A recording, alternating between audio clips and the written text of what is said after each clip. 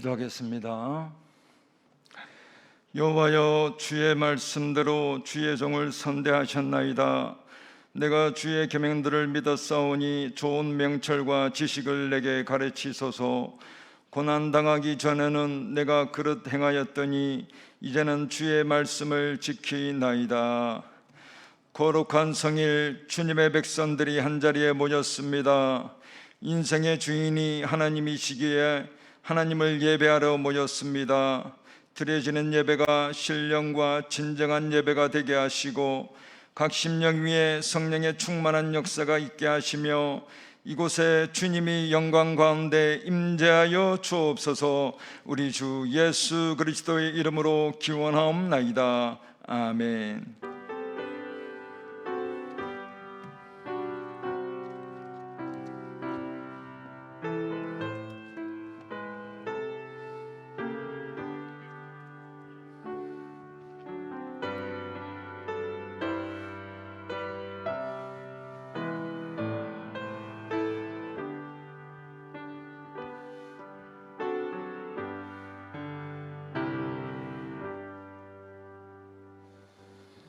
다 같이 찬송가 275장 찬양하시겠습니다.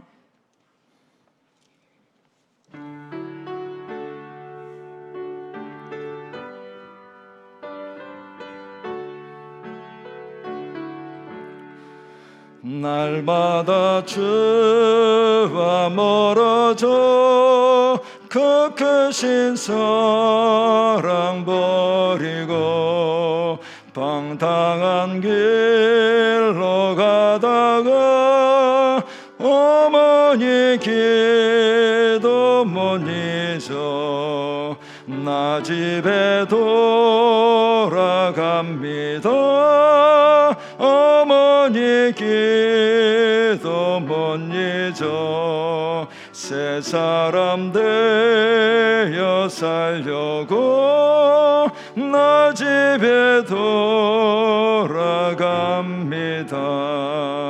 메마른 들과 험한 산 갈 바를 몰라 헤매며 영죽게 된 지경에서 어머니 기도 못 잊어 나 집에 돌아갑니다.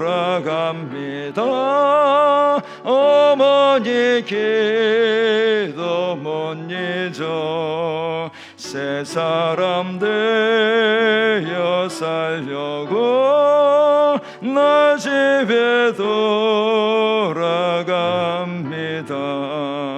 내 죄를 담당하신 주 새 소망 비춰주시니 내 기쁨 정성 다하여 주 이름 찬송하겠네.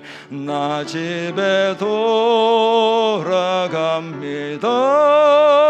어머니 기도 못 잊어 새 사람 되어 살려고 나 집에 돌아갑니다.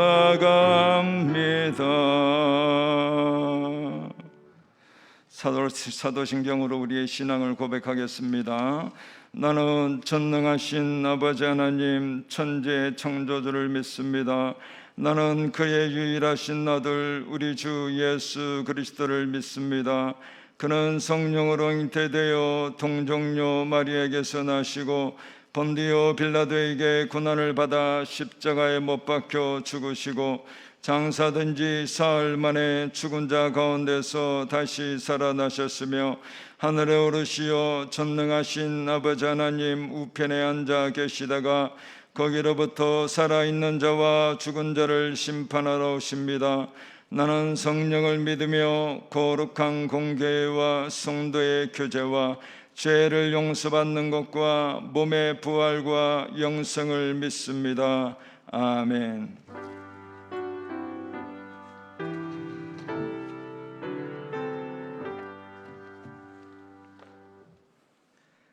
하늘에 계신 우리 아버지, 감사합니다. 코로나19 바이러스로 시작된 변이 바이러스의 위험한 상황 속에서도 저희 교회와 성도들을 안전하게 지켜주시고 맡겨주신 직분과 사명을 잘 감당할 수 있도록 인도하여 주시며 현장 예배로 드릴 수 있도록 하심에 감사와 영광을 드립니다. 코로나19 바이러스로 인하여 억눌려 있는 두려움에서 벗어나게 하옵소서. 어디서나 계시며 모든 삶의 자리에서 드려지는 우리의 예배를 기쁘게 받으시는 주님, 이 어려움이 조속히 해결되기를 바라며 주께서 주신 지혜와 마음을 모아 온라인으로 각 가정에서도 예배를 드립니다. 오늘 피할 수 없는 고난의 시절, 어쩔 수 없는 상황 속에서도 믿음을 지키며 나라와 민족을 위해 힘써 기도했던 믿음의 선배들을 통하여 광복의 기쁜 날로 허락하시고 예배를 드릴 수 있도록 하시니 감사드립니다. 우리도 그들을 본받아 믿음으로 살면서 나라와 민족과 복음을 위해서 날마다 기도하며 처한 상황이나 환경에 상관없이 말씀에 순종함으로써 하나님의 뜻을 이루어가는 믿음의 사람이 다 되게 하여 주옵소서. 새로운 100년의 비전을 향한 과관련 센터를 통하여 어린 자녀들의 영혼을 붙잡아 주시고 믿음을 더하여 주시고 땀 흘려 뿌리고 가꾼 말씀의 씨앗들이 풍성한 열매를 맺을 수 있도록 역사하여 주옵소서.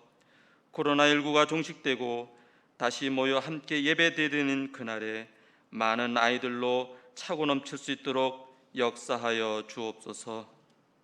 주님, 저희들의 가정을 올바른 믿음의 가정으로, 영적으로 건강한 가정으로 이끌어 주옵소서.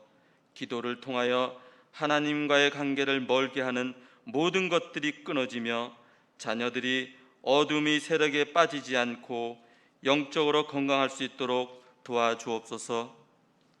자녀 문제, 직장 문제, 사업 문제 등 경제적인 어려움 등의 힘든 상황에 있을지라도 언제나 앞장서서 이 다음을 준비하시고 해결해 주시는 주님의 역사하심을 믿고 이겨낼 수 있는 지혜와 평안으로 위로하시며 견디게 하옵소서.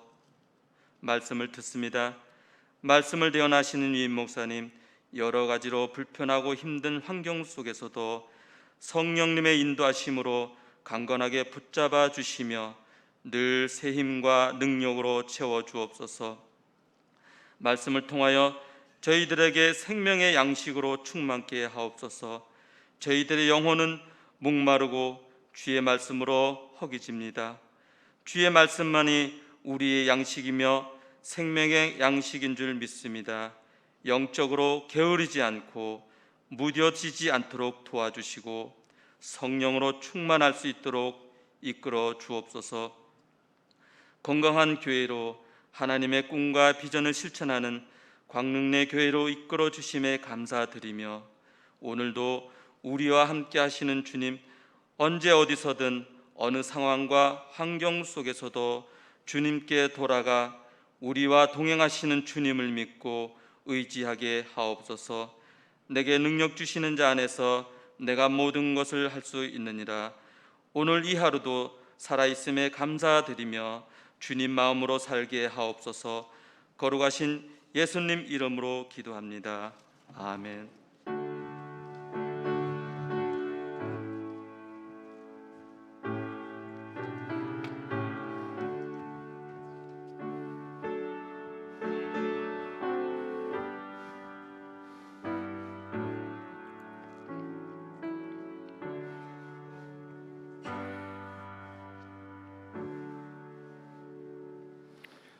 다 같이 찬송가 446장 찬양하시겠습니다.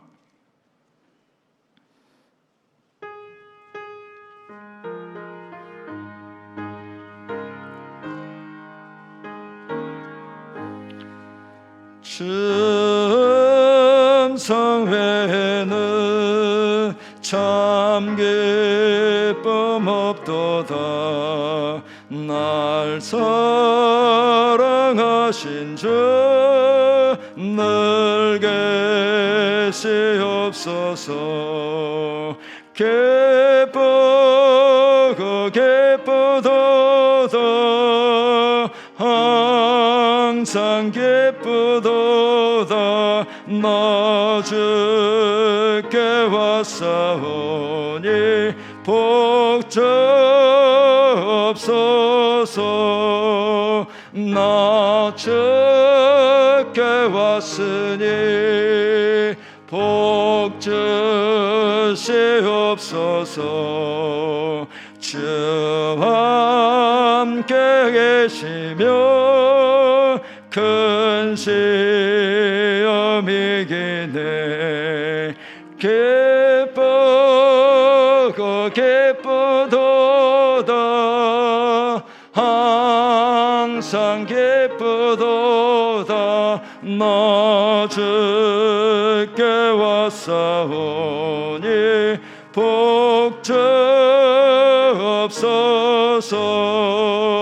주 떠나가시며 내 생명 헛되네. 기쁘나 슬플 때 늘 계시옵소서. 기쁘고 기쁘도다 항상 기쁘도다 나 주께 왔사오니 복주옵소서. 크게 한 언약을 이루어 주시고 주 명령 따를 때 늘 계시옵소서. 기쁘고 기쁘도다 항상 기쁘도다 나 주께 왔사오니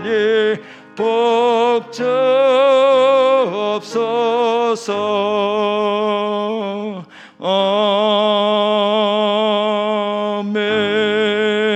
아멘. 오늘 우리에게 주시는 하나님의 말씀은 구약 열왕기상 19장 1절에서 8절까지의 말씀입니다. 구약 549쪽 열왕기상 19장 1절에서 8절까지의 말씀입니다. 기록된 하나님의 말씀입니다. 아합이 엘리야가 행한 모든 일과 그가 어떻게 모든 선지자를 칼로 죽였는지를 이세벨에게 말하니 이세벨이 사신을 엘리야에게 보내어 이르되 내가 내일 이맘때에는 반드시 내 생명을 저 사람들 중 한 사람의 생명과 같게 하리라. 그렇게 하지 아니하면 신들이 내게 벌을 위해 벌을 내림이 마땅하니라 한지라. 그가 이 형편을 보고 일어나 자기의 생명을 위해 도망하여 유다에 속한 부엘세바에 이르러 자기의 사환을 그곳에 머물게 하고 자기 자신은 광야로 들어가 하룻길쯤 가서 한 노된 나무 아래에 앉아서 자기가 죽기를 원하여 이르되 여호와여 넉넉하오니 지금 내 생명을 거두시옵소서. 나는 내 조상들보다 낫지 못하니이다 하고 노뎀나무 아래에 누워 자더니 천사가 그를 어루만지며 그에게 이르되 일어나서 먹으라 하는지라. 본즉 머리맡에 숯불에 구운 떡과 한 병 물이 있더라. 이에 먹고 마시고 다시 누웠더니 여호와의 천사가 또 다시 와서 어루만지며 이르되 일어나 먹으라. 내가 갈 길을 다 가지 못할까 하노라 하는지라. 함께 봉독합니다. 이에 일어나 먹고 마시며 그 음식물의 힘을 의지하여 40주 40년을 가서 하나님의 산 호렙에 이르니라. 아멘.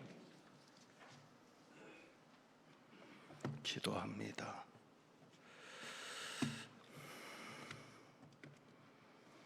하나님 아버지, 말씀 앞에 섭니다. 이 말씀 듣게 하시고 깨닫게 하시고 은혜 베풀어 주옵소서. 성령님께서 역사하여 주옵소서. 우리 주님 예수 그리스도의 이름으로 기도합니다. 아멘. 볼륨을 약간만 높여주시면 좋겠습니다. 오늘은 천주교 사제 이야기로 시작할까 합니다. 어느 때는 사제들이 부럽기도 합니다. 더 정확하게 말하면 가톨릭이라고 하는 천주교라고 하는 시스템이 부럽기도 합니다. 천주교에서는 성당을 지을 때 힘들지 않습니다. 천주교는 아시는 대로 바티칸을 중심으로 전 세계가 하나의 교회가 됩니다. 그것이 가톨릭이라고 하는 의미가 되기도 합니다. 그래서 건축을 할 때에도 힘들지 않습니다. 어느 지역에 성당을 짓는다고 하면 그 성당의 주임 신부와는 전혀 관계가 없습니다. 주임 신부는 권한을 가지지 못하고 그냥 한국 가톨릭 총본부에 신청을 하면 됩니다. 그러면 본부에서 지어줍니다. 재정도 신경 쓸 필요가 없습니다. 하지만 기독교는 개교회가 부담을 하게 됩니다. 기독교에서도 또 한 가지 사제와 같이 이런 제도가 있었더라면 어땠을까 싶습니다. 그 제도가 바로 독신 제도입니다. 몇 년 전에 종교인의 과세를 다루면서 여러 언론에서 각 종교인들의 사례를 비교하는 내용이 나왔던 적이 있습니다. 사람들은 천주교 사제들과 목사의 월급을 비교하면서 이런저런 이야기들을 합니다. 그런데 분명한 것은 사제들은 사례비를 적게 받아도 사는데 지장이 없습니다. 천주교에서는 독신이 법으로 정해져 있습니다. 사제가 되려면 독신이어야 합니다. 그러니 가족이 없이 혼자 사니까 생활비가 적게 들 것입니다. 또 사제들은 모든 것을 책임져 줍니다. 사제에 관해서 전부 책임을 지는데 사제직에 전념할 수 있도록 식사라든지 빨래라든지 청소를 돕는 직원이라든지 혼자 살아도 불편함이 없도록 최선의 지원을 합니다. 그리고 가족 중에서 그 직원을 뽑기도 합니다. 사제를 잘 아는 친척이라든지 가족 중에서 직원을 뽑아서 사제를 도울 수 있도록 합니다. 그런데 교회는 다릅니다. 목사에게는 가족이 있고 생활비는 개인의 몫이 됩니다. 자식을 키우다 보니까 의외로 비용이 많이 들기도 합니다. 서울에 있는 교회와는 다르겠지만 저희 교회만 해도 저희 교회 규모인데도 불구하고 교회에서 받는 사례만 가지고는 자식들의 교육을 위해서 학원이나 과외를 마음 놓고 시킬 수 있는 형편도 되지 않습니다. 교회들마다 차이가 있다는 것이 목사들에게도 큰 부담일 텐데 큰 교회 목사님들은 자녀를 외국으로 유학을 보내는 경우가 많습니다. 유학을 보내면 유학비까지 교회에서 지원이 됩니다. 외국에서 학위를 마치고 돌아오니까 대기업에 취업한다든지 혹은 큰 교회 담임으로 나가는 것도 훨씬 더 수월한 것은 분명합니다. 이런 표현이 적절하지 못하지만 부의 대물림 현상이 나타날 수 있습니다. 반면에 천주교에서는 사제들이 받는 월급은 사례는 동일합니다. 성당의 규모와도 상관이 없습니다. 우리 식으로 표현하면 호봉이라고 한다면 호봉이 같으면 어느 성당이든지 어떤 사제든지 동일한 사례를 받습니다. 그러니까 이것이 선교적인 면에서도 불리하게 작용을 합니다. 성당은 재정에 대한 부담이 없으니, 또 사제들도 재정에 대한 부담이 없으니까 사회를 위해서, 이웃을 위해서 더 나눌 수 있는 상황이 됩니다. 하지만 교회는 그렇지 않습니다. 저희 교회만 해도 빚을 갚아 나가야 합니다. 그러니까 지금도 선교나 구제를 하고 있지만 앞으로도 당분간 더 늘려 나가기는 쉽지 않습니다. 빚을 갚는 데 신경 쓰다 보면 이런 생각이 듭니다.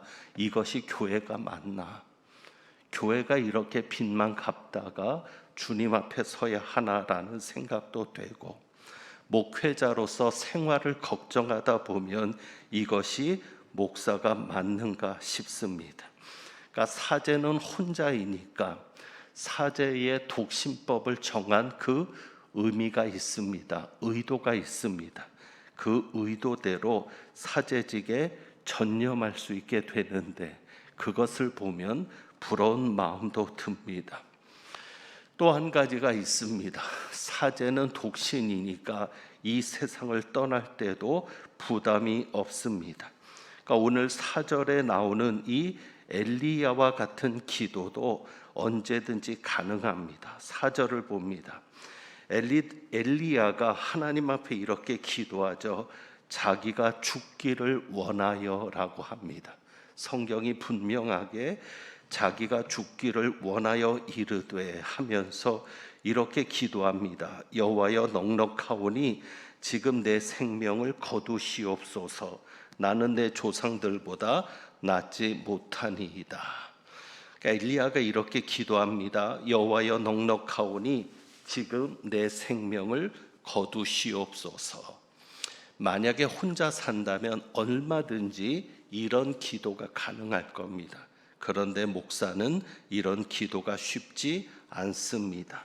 왜냐하면 가족들 때문입니다. 부양할 가족들이 있기 때문에 쉽게 이런 기도가 나오지는 않습니다. 엘리야는 왜 이런 기도를 했을까를 생각을 합니다. 왜 엘리야가 이런 기도를 했을까? 왜 자기가 죽기를 원하면서 하나님 앞에 자신의 생명을 거두어 달라고 기도했을까? 더 이해가 되지 않는 것은 3절입니다. 3절을 보시면 그가 이 형편을 보고 일어나 자기의 생명을 위해 도망하여. 3절에서는 뭐라고 기록되어 있습니까? 자기의 생명을 위하여 도망했다. 그러니까 생명을 위하여 도망했던 엘리야가 자기 생명을 거두어 달라고 기도합니다. 앞뒤가 맞지 않습니다. 만약에 정말 죽기를 원했다면 오히려 도망하지 않으면 좋았을 것입니다. 이세벨이 우리가 읽은 대로 내일 이맘때 반드시 내 생명을 저 사람들 중 한 사람의 생명과 같게 할 것이다. 저 사람들은 누구냐 하면 엘리야가 죽였던 선지자들입니다. 내일 이맘때 너도 저 선지자들이 죽은 것처럼 죽음을 당하게 될 것이다 라고 협박할 때 죽기를 원하는 마음이었으면 그냥 가만히 있으면 죽을 수 있었을지 모릅니다. 그런데 그때는 살기 위해서 생명을 위해 도망하고 4절에 가서는 이제는 하나님께 생명을 거두어 달라고 기도를 합니다. 도대체 엘리야는 어떤 마음이었을까를 생각합니다. 자, 3절에 보면 이런 표현이 있죠. 그가 이 형편을 보고 일어나 자기의 생명을 위해 도망하여. 이 형편을 보고 일어나. 그래서 말씀을 사모하는 분들은 이 구절에서 깨달음을 얻게 됩니다. 어떤 깨달음이죠? 엘리야가 형편을 보았기 때문에 절망했다. 그래서 이런 결론을 내리죠. 형편을 보지 말고 하나님을 보아야 한다. 맞습니다. 형편을 볼 것이 아니라 하나님을 보아야 합니다. 우리도 사실 형편을 봅니다. 그리고 절망합니다. 그러니 형편을 보지 말고 하나님을 보아야 되는 것이 우리의 살 길입니다. 그런데 과연 그것이 쉬울까? 절망적인 상황에서 형편을 보지 않고 하나님을 본다는 것이 쉬울까? 근데 성경에는, 히브리어 성경에는 이 형편이란 단어가 없습니다. 그냥 보았다는 겁니다. 엘리야가 보고 자기 생명을 위하여 일어나 도망했다. 이렇게 기록합니다. 그러니까 형편을 보았다는 것은 우리나라 말로 번역을 할 때, 성경들이 번역할 때 형편이란 단어를 삽입을 한 겁니다. 그러니 우리가 생각할 때 이 엘리야가 본 것은 단지 이세벨이 자기를 죽이려 하는 형편만은 아닌 겁니다. 이 형편을 보고라고 되어 있으니까 우리가 생각할 때는 엘리야가 이세벨이 자기를 죽이려는 위협 때문에 그런 형편만을 보고 도망갔고, 그리고 자기 목숨을 거두어 달라고 기도했다라고 생각할 수 있지만, 엘리야가 본 형편은 꼭 이세벨의 협박만은 아니었습니다. 그렇다면 엘리야가 본 것이 무엇인가? 세 가지로 정리할 수 있습니다. 첫째는 변화되지 않는 백성들입니다. 이 백성들은 어떻게 했습니까? 열왕기상 18장에 보면 우리가 잘 아는 놀라운 기적이 있죠. 하늘에서 불이 내리는 기적입니다. 3년 6개월 동안 비가 오지 않았는데 엘리야가 기도해서 비가 오는 기적입니다. 무엇보다도 백성들은 하늘에서 불이 내리는 현장에 있었습니다. 그래서 18장 39절을 한번 보실까요? 18장 39절.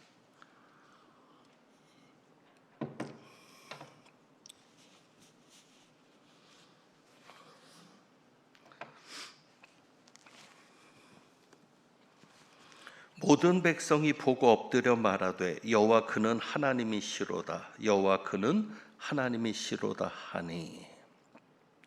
모든 백성들이 하나님을 인정했습니다. 그리고 엘리야의 명령에 따라 선지자들이 도망가지 못하도록 잡았습니다. 바알 선지자 450명, 이세벨 선지자 400명이 죽임을 당하게 되었습니다.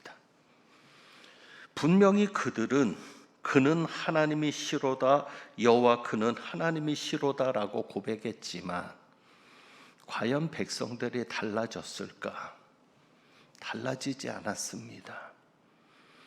그러니까 기적을 본다고 해서 쉽게 달라지는 것이 사람이 아닙니다. 아무리 기적이 일어나도 변화되지 않는 사람은 변화되지 않습니다. 또 한 가지의 사람이 아합입니다. 기적을 목격했던 아합도 달라지지 않았습니다. 1절에 보면 이렇게 기록되어 있죠. 19장 1절입니다. 아합이 엘리야가 행한 모든 일과 그가 어떻게 모든 선지자를 칼로 죽였는지를 이세벨에게 말하니, 이것으로 인해서 이세벨이 분노해서 엘리야를 죽이겠다고 하는 겁니다. 자, 그런데 여기에 보면 아합이 이세벨에게 엘리야가 행한 모든 일을 말했다. 여기에 우리가 주목해서 보아야 될 부분이 있습니다. 아합이 무엇을 말했다고요? 엘리야가 행한 모든 일. 그런데 여러분, 그 일이 엘리야가 행한 일입니까? 아닙니다. 하늘에서 불이 내리고 비가 오고 하는 것이 엘리야가 행한 일입니까? 아닙니다. 누가 한 일입니까? 하나님께서 하신 일입니다. 그런데 뭐라고 얘기합니까? 엘리야가 행한 일이다라고 얘기를 합니다. 무엇이죠? 하나님을 인정하지 않는 겁니다. 만약에 우리 같으면 하나님께서 행하신 일이라고 말할 겁니다. 하늘에서 불이 내렸는데 3년 6개월 동안 비가 오지 않다가 엘리야가 기도하고 그 말 한마디로 비가 오는데 그것은 하나님이 행한 일이라고 할 텐데 아합은 엘리야가 한 일로 말하고 있습니다. 무슨 뜻입니까? 그는 여전히 하나님을 인정하지 않는다는 겁니다. 목사들이 절망할 때도 이렇습니다. 변화되지 않는 교인들을 보면서 절망합니다. 분명히 이것은 누가 봐도 하나님이 하신 일인데 그것을 사람이 한 일로 볼 때 절망합니다. 여기에 이세벨의 협박까지 있습니다. 지치는 겁니다. 엘리야는 지쳤습니다. 탈진했습니다. 우리도 엘리야처럼 지칠 때가 있습니다. 특별히 결과가 없으면 지치는 겁니다. 그렇게 놀라운 기적이 일어났는데도 전혀 달라지지 않는 현실을 보면서 엘리야는 절망했을 겁니다. 저희도 마찬가지죠. 정말 최선을 다했는데 결과가 없으면 탈진할 수밖에 없습니다. 문제는 지쳐 있을 때는 그저 본능대로 움직이는 것이 문제입니다. 머리도 회전하지 않습니다. 그 본능이 뭐죠? 살고자 하는 것이 본능이라는 거죠. 그러니까 엘리야는 판단이 안 됩니다. 믿음으로 판단해야 되는데 판단할 수가 없습니다. 자, 이세벨이 언제 죽이겠다고 합니까? 내일 죽이겠다고 합니다. 내가 내일 이맘때에 반드시,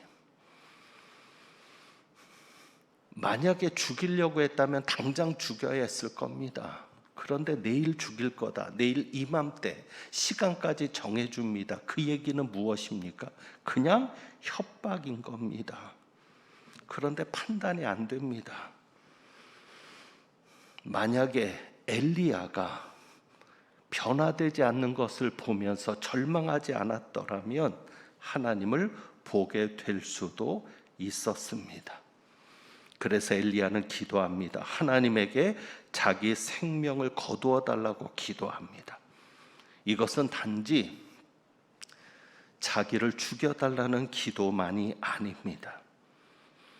그 기도는 무엇인가 하면 결과가 좋지 않았기 때문에 사명을 거두어 달라는 기도입니다.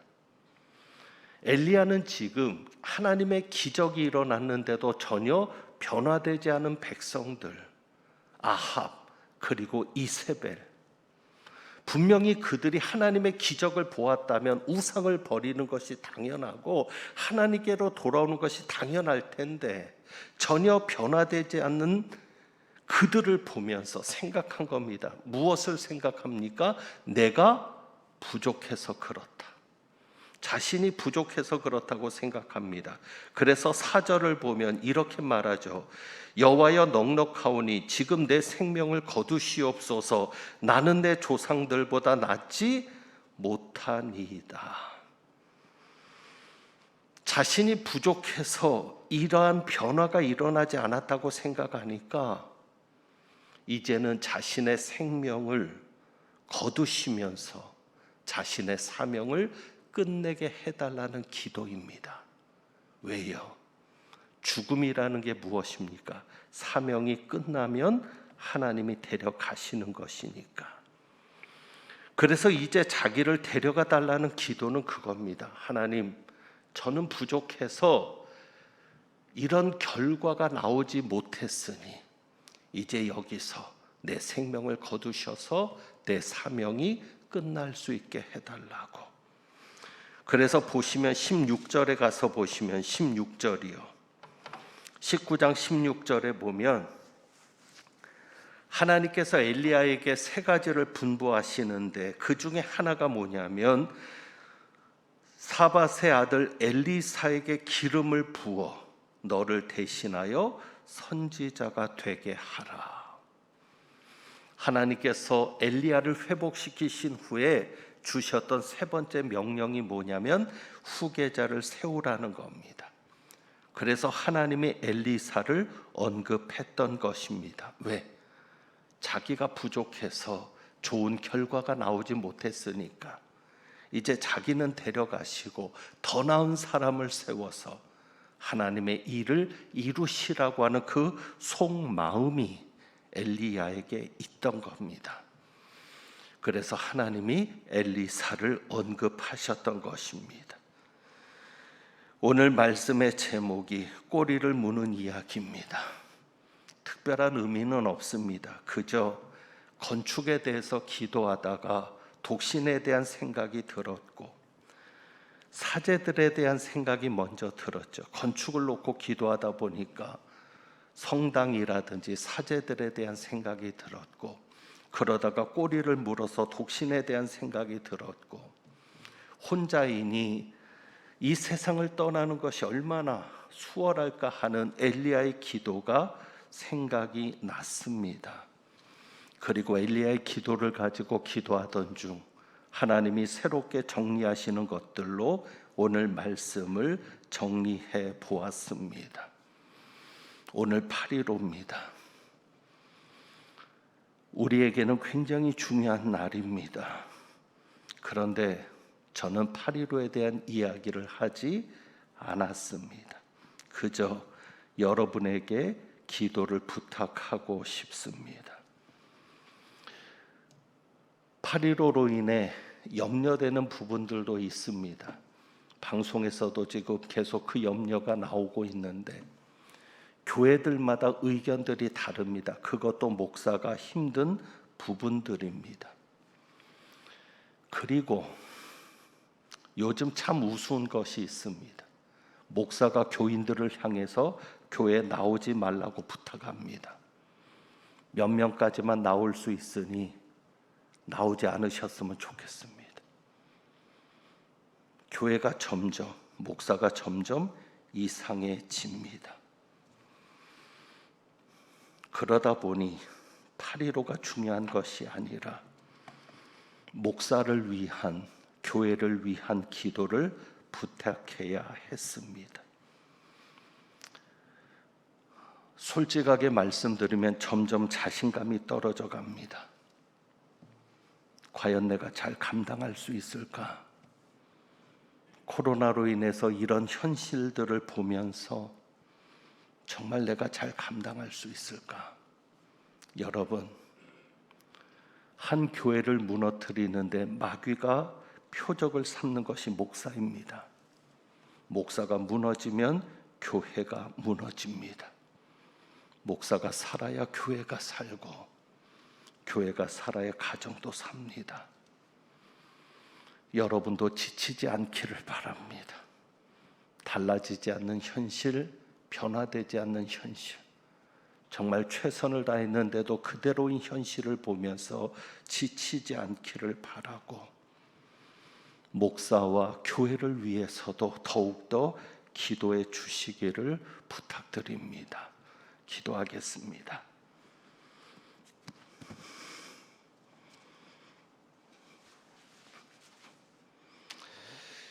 하나님 아버지, 이 현실 앞에 우리가 무엇을 기도하고 무엇을 말해야 하겠습니까?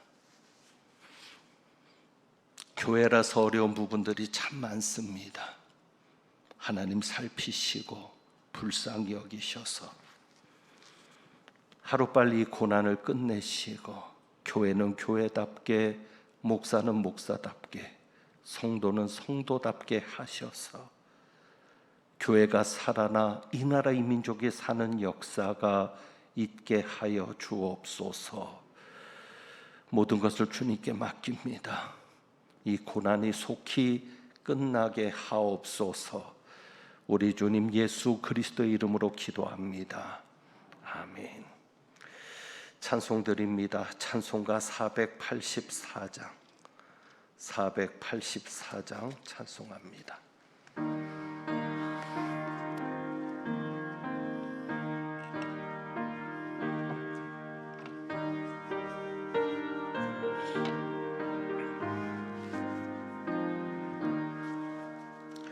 내 맘에 주여 소망되소서. 주 없이 모든 일 헛되어라.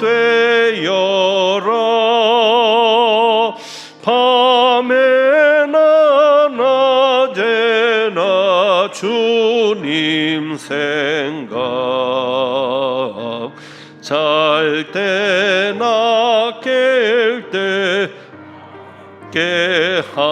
깨하소서. 지혜의 주여 말씀으로서 언제나 내 안에 계십소서. 주는 내 아버지 나는 아들.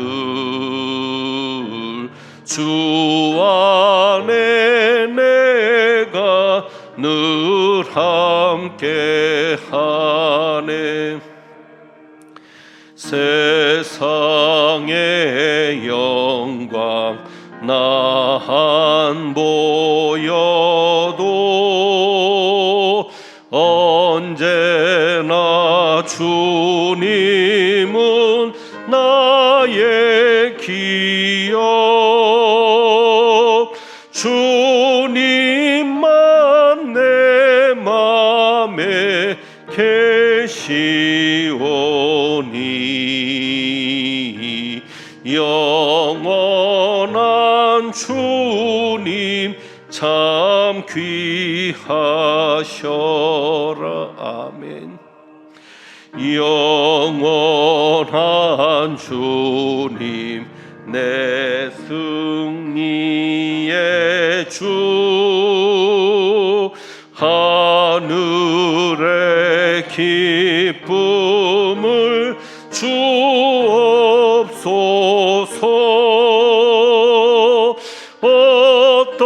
어떠한 고난이 닥쳐와도 만유의 주여 소망되소서. 아멘.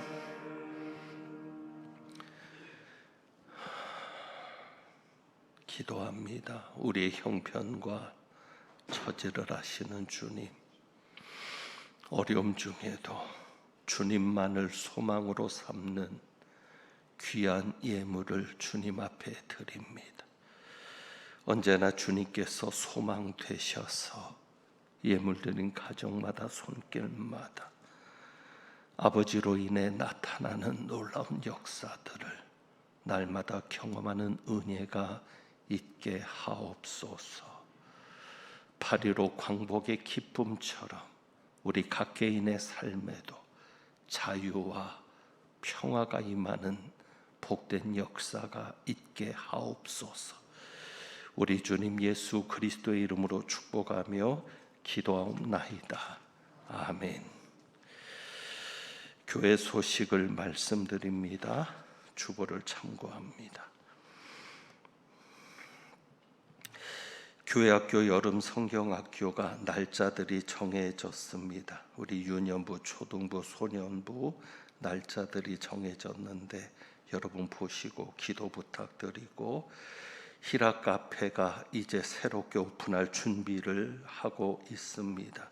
카페에서 봉사하실 분들을 모집하는데 우리 부장인 지미아 권사님께 말씀해 주시기를 부탁드리고, 교역자들에게 말씀해 주시면 또 연결하도록 그렇게 하겠습니다.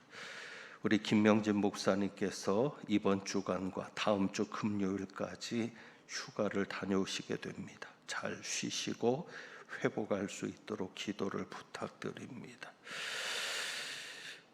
여러분에게 문자로 또 구두로 안내 드린 대로 오늘부터 10%의 제한을 가지고 대면 예배를 시작합니다. 85명까지만 예배를 드리게 되는데 저희가 85명을 정확하게 체크를 해야 합니다. 그리고 방역에 대한 것 때문에 여러분에게 한 가지 부탁드릴 것은 중층은 당분간 이 10% 제한이 있을 때는 중층은 사용하지 않도록 하겠습니다. 중층까지 관리를 하려면 저희가 더 많은 인원이 필요한데 쉬운 현실이 아닙니다. 그래서 불편하시더라도 본당에서는 1층만 예배를 드리도록 하고 85명이 초과됐을 때는 본당에 들어오실 수가 없습니다. 그것도 이해를 부탁드리고 대신 부속실에서 영상으로 예배 드릴 수 있도록 인원이 허락하는 대로 준비해 놓을 테니까 여러분들께서 다른 곳에서 예배를 드려도 이해를 부탁드립니다.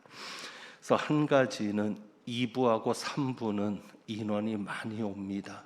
그래서 가급적이면 1부하고 4부 예배로 우리 항존 직분자들은 좀 그렇게 분산이 되면 안내라든지 소독을 위해서 참석하시는 분들을 제외하고는 가급적 이렇게 인원이 좀 분산이 되면 훨씬 더 예배를 드리는데 편안하겠다라고 생각이 됩니다. 그래서 1부 7시 반 예배와 4부 1시 30분 예배, 4부 예배도 제가 설교합니다.